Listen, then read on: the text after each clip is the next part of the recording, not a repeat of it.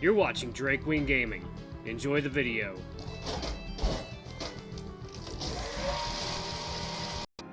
Hey guys, Nary here from Drakewing Gaming. So if you know me on Twitter, the Gaming Dragon. Today I'm coming back at you with the Let's Play episode of Changeling Tale, Marion's Path. So it looks like Owen might be coming home in this episode, guys. It looks like we're in for a big one. Alright, guys, sit back and enjoy for the next 18 minutes while I entertain you, and let's jump right in. Alarm Shan, you're up, and let's go.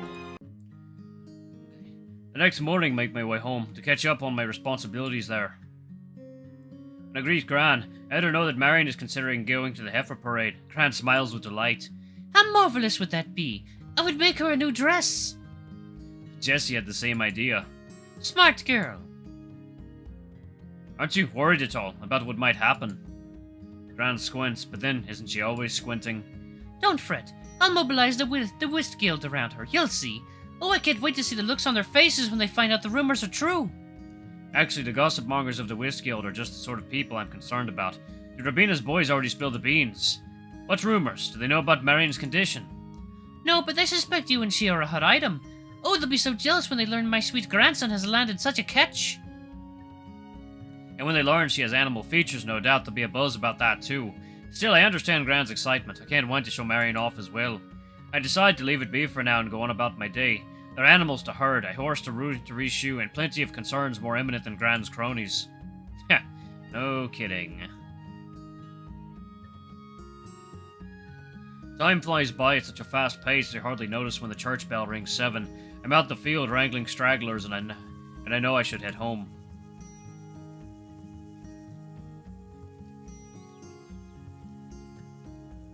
Like always, I find myself on the path to Marion's front door.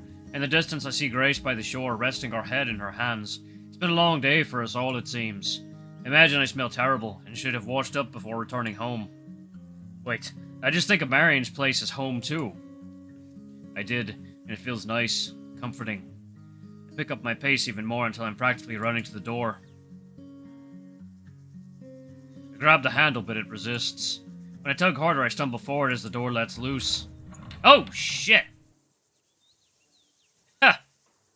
When I look up, I see the eyes of a stranger. Malcolm Campbell. It's Owen MacLeod. Worn, rough, broken. But he is there, under those dark, brooding eyes. Behind him, I see Grace, full of tears and shaking. She's on her knees picking up pieces of a broken plate. If Grace is here, who did I see by the water's edge? Confusion and shock pulse through me. Sir! Aye, sir! I fell back into my training, startled by this uniformed spectre.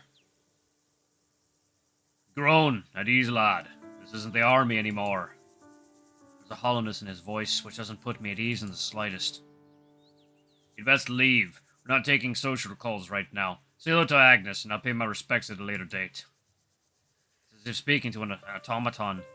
One made to speak blank, empty phrases. Grace shakes her head violently, silently telling me to hush. I obey. Welcome back, sir. I'll send your regards to Grant. Take care. I want to push past him to comfort Grace, to ask if she's alright. The door slams, hitting my shoulders that I had yet to clear the frame. I stand motionless, shaking, but only for a split second. Jeez, that man is nothing but trouble. I take off running for the beach. If it wasn't Grace down there, it was either Marion or Jessie. I need to talk to someone. Our nightmares may be coming true. Yeah, that is not good. As soon as I recognize Marion's body at the shore, I start to sprint, only slowing when I'm about to run smack into her. Marion! You know what? I've startled her, and she begins to run away. It's me! Oh. Thankfully, she stops in place. I reach her and she takes hold of me like she'll never let go, as if we're being reunited after a long absence. Not the reunion Owen received, I can be sure. And she cries into my shirt. I don't need to ask what happened. Her tears speak volumes. From atop the hill, another body comes running towards us. It's Grace, flush-faced and tear-stained.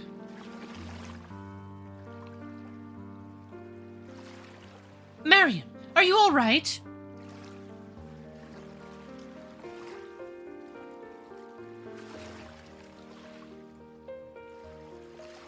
It was worse than I thought. Much. Father is horrified. He... Marion goes quiet. Grace continues. He says he can't look at her, but he's just in shock, I'm sure of it. They bristle. I'm surprised to hear you defending him, Grace. I just don't know what he's been through. Coming home to such a surprise. He's tired, overwhelmed. He wanted tea, a bed, probably more whiskey. Think back to my own return home. Was he drunk when he arrived? It's not uncommon to go to the pub. It is uncommon to throw plates around. That was me. I dropped it when he barged in. I was so scared. He was just so outraged. I don't know how to describe it. I can't go back, Malcolm. She looks at me with those huge eyes and my heart melts even as it races. We should have had a plan, but what good would it have done? I wasn't there for her, for any of them. You don't have to go back. You can stay with Gran and me until we can all speak together, more clearly and clear-headed. We decompress and talk openly. Grace and I repeat the same things, reminding Marion she is loved. Nothing that matters has changed and she is safe. It isn't long before Jesse joins us. I've never run so fast in my life. I went home and you weren't there. I was so worried. Sisters exchange embraces, though the tears have ended. The emotional well is not only dry, it's cold. Did you see Father? I was at the postal station running late to the pub for my shift. When I showed up, Bulgaire told me to hurry home, that someone was there that I'd want to see. Jessie shakes her head as if reliving a memory she'd like to forget. I knew. What did he say? He kept shouting, more to himself than me. I tried to calm him down, but he was pacing, drinking. He told me I was dressed like a harlot. He said things I shouldn't repeat. Things we've already heard. Can you imagine if he'd seen you on stage, Jesse? He might have socked the face of every man in cheering you on. Jessie nods. I don't know what to think about it. It'll take time. We just need to give him time and space. Do you feel safe going back home? I can speak with him if you want. Jesse and I will be fine, Malcolm. We can speak to him again later. When he's sober. If he's sober. I'll hide the whiskey if I must, and barricade him in the bathroom. But advise against that, Grace. Well, I'll make sure it's the right time then. I'll fill him with pastries until he's docile. That sounds better. We give ourselves a sense of false hope just to keep our emotions in check. It's as if we're all in mourning, not for Owen, but for the notion that he was ever going to be there as a loving patriarch. We all mourn the loss of a father. Oh, fuck. That's really bad. I know it's not what you've all been through. I can only try to sympathize. Gran sips at her tea, laced with cherry cordial. The pungent aroma hits my nose from 10 feet off. My wish is that Owen realizes his mistakes very soon. As we betold the evening's events to Gran over tea and biscuits, she shed many tears for both Marion and Owen. Now we find ourselves left with a simple and answerable question. What next? I don't know if that can happen, Agnes. Marion fiddles with her dress, wrapping the ribbon around her wrists, then unraveling it over and over again. I fidget too, pulling one button undone and redone. The motion keeps my hand busy. Then I'll go there myself and give him a piece of my mind. He has no right to shun his own child.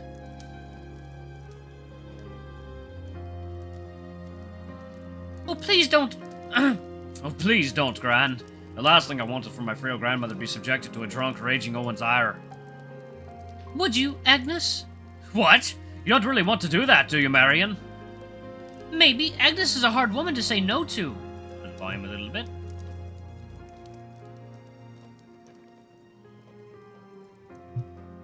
The ladies smile at each other, but it feels strained, as if they're convincing each other any kind of plan might work, no matter how ill-conceived.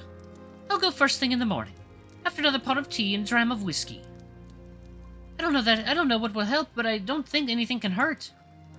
Grand, you can't be serious. Malcolm, listen to me. My mother always told me, the lower your bads, the higher your goods. It sounds like bad grammar. This is Marion's bad right now, and her good will be so high you won't be able to see the top of it. Gran laughs to herself and Marion attempts to join in. I'm still sitting with apprehension in my bones. Owen wouldn't raise a hand to Gran, would he? No, of course not. Right? I can't dwell on it, especially if it's not in my hands. I'm not about to lock my grandmother in her own home to prevent her from protecting my girlfriend. Still, this has all gotten so out of hand. And I'll put it back in our hands. Gran is so sure of herself. I'm not... I've not seen you this dedicated to a cause since the Whist Guild started that petition against Bulgare's neon sign. Even Marion cracks a smile. Maggie Tite asked me to sign that petition 4 times. Told me I could sign it with my sister's names, too. We don't need a gaudy sign ruining our village, and we don't need a curmudgeonly old man telling my favorite neighbor how she ought not to be. Your favorite, huh? I promise not to tell my sisters. Marion winks, but Gran is serious. I don't see anyone else here taking the best care of my grandson, making him feel loved and appreciated. I disagree. You do those things well, Agnes. But I don't make him feel special. Oh, God. Oh, no. Stop! This is not a conversation I want to talk about. I feel like John and Tron. Stop! Gran winks this time, and I decide it's time to wrap things up. Alright, Gran, that's enough for the night. Let's reconvene when the cock crows. Marion shoots me a glance. When the sun rises. Ha! Aha. Oh dear. Marion and I kiss Gran goodnight and make our way to my bedroom, to the tiny childhood bed that barely contains us both. She looks at it sentimentally and sighs. I haven't slept here since I grew a tail. I nod. It feels like ages ago. So much has changed since then. Everything but the bed's size. I'm sorry it's so small. If you prefer, I can sleep on the floor. Malcolm, don't be silly. You and your gran were kind enough to grant me refuge here. I won't be having anyone sleep on the floor to boot. It'll be close quarters. I mean, you've got some giant pillows. You've got another pillow down there, too. Very close. Oh, God. Oh, Lord. Marion begins to disrobe before bed, and I realize that she come with naught but the clothes on her back. If you want to borrow one of Gran's nightgown. Ha! She puts a hoof to my mouth. I'll be fine without tonight, if you are. Oh my. Oh. It's so cute. We hold on to each other for our warmth, security, and confidence that neither of us will fall out overnight. The latter makes every moment of our roaming hands feel a bit more adventurous. We're gonna need a bigger bed. I'll work on it very soon, especially if we're to share this bed forever. Forever? Marion looks at me with renewed hope. I don't want to talk future plans tonight, but... I'm listening. I want you to be my forever. And so it shall be. What? Ah, so cute! Oh, they're such a cute couple! Oh, man. Wonderfully cute. Wonderfully adorable.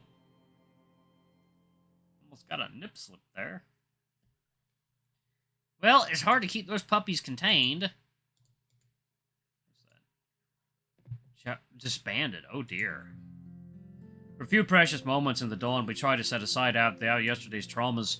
Marion and I wake early, feeling refreshed, if not well rested. Agnes makes us a special cluty pudding for breakfast, and we quietly enjoy the treat in the safety of our sanctuary. It's not long before reality comes knocking on our doorstep. 2 more asylum seekers arrive, bringing only themselves and their sorrows. We were going to bring food. Or milking supplies. Grace! But we got tired. And lazy. Neither of us slept a wink. Unlike Father, he was passed out when we went back home. Still hasn't woken as far as we know. We know he's alive at least. His snores shake the whole house. I've heard enough. Uh-oh. Gran stands to leave, determined as ever to deliver her battle cry, as she calls it. I'm off. If I don't return by nightfall, call in the cavalry.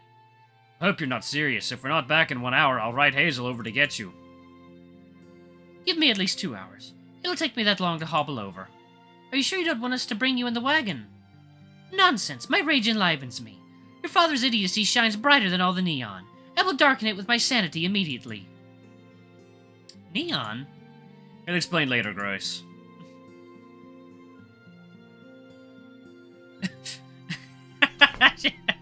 She just wasn't kidding. She really is hobbling over. Grace closes the door behind her and we go quiet. Gran closes the door behind her and we go quiet. Should we be worried? Probably. Oh, yes. Should I stop her? She's very slowly getting away. Her rage might outrun you, Malcolm. Last night, the idea of Agnes confronting Owen seemed reckless. Today, perhaps we're all just too tired to hold her in check. Why are we so calm about this? Because Agnes Campbell is stronger than all of us combined. Because Father won't scare her, and we're all... Scared, frightened of the middle-aged man with anger that boils over and out of him like a cauldron. Scared to approach a man whose opinions perhaps, no, undoubtedly, none of us care about anymore. No, we fear his approach, not his judgments. We're not scared. Speak for yourself! You're not either, Marion. We're all just disappointed. Angry, frustrated. Hurt. Perhaps, so now what? You're all going to say give it time, right? I'm going to get so sick of hearing that. We can't back him into a corner. That's exactly what Agnes is about to go do. And we'll be the devil's advocate if we must. We can all assure him that everything will be fine. Remember all the times we've had to tell ourselves the same thing. Did it work? Is everything fine yet? Jesse chuckles. Can't believe I left the city and came home twice the amount of drama. I would have never guessed something like this could ever happen here. Maybe we can convince him Marion will turn back to a human. It would calm him for the time being. Oh no. Marion shoots up from her chair, knocking it to the ground. I jump to upright as just as she covers her ears. I can't listen to this anymore. I have to keep active. Sitting around fretting is doing none of us any good. Jesse, get going. You must get to the pub. Grace, help me mend Agnes's curtains. I don't think Agnes is right about her curtains right now. Marion shoots Grace a look that would kill. I imagine smoke coming out of her ears and nostrils. She's not one to be trifled with today. Oh dear. Oh dear. Excuse me. Oh dear. I set about getting the curtains down from the rods while Marion shoves Jesse out the door. I've seen Marion in this state before, and I know better than to remain in the center of the storm. Once Grace and Marion have settled into their busy work, I excuse myself by telling them I'll head to town for grand sundries.